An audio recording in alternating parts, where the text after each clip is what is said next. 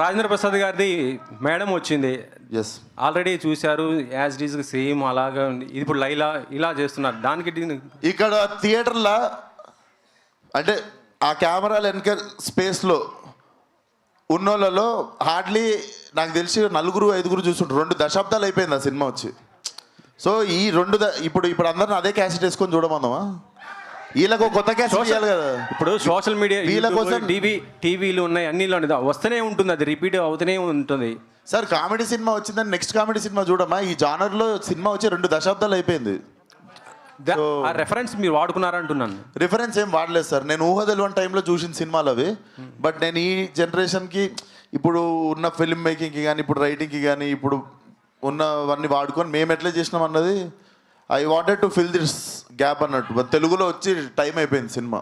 కోయి ఈ పాట కొద్దిగా అంటే ఇది ఒక మతానికి వాళ్ళు ప్రేయర్ చేసుకునే దాన్ని మీరు ఇలా వాడటం ఏంటి అసలు కాదు సార్, అసలు కాదు. మీరు వెళ్ళి రీవిజిట్ చేయండి ఆ వీడియోని. మీరు మాట్లాడిన తప్పైతే మీరు కరెక్ట్ చేసుకోండి. అది డెఫినెట్లీ ఒక సరదాగా మనిషి అండ్ మాకు డైరెక్ట్లీ ఆ మనిషితో మాట్లాడడం జరిగింది. ఆ మనిషి మాకు మీరు పెట్టుకున్నారు, గుర్తించారు, వీఆర్ వెరీ హ్యాపీ అని చెప్పి ఆ మనిషి మాతో మాట్లాడడం జరిగింది. సెన్సిబుల్ టాపిక్స్ అస్సలు టచ్ చేసి మీరు అనవసరంగా వేరే రీజనల్ చేయకండి సార్. Okay, not right. ఎందుకంటే మనం రెస్పాన్సిబుల్గా ఉన్నామంటే మనం ఫస్ట్ ఆఫ్ ఆల్ ఒకటి బ్యాడ్ జరగడానికి మనము రీజన్ కాకుండా ఉండడమే పెద్ద హెల్ప్. ఆ హెల్ప్ చేయండి చాలు.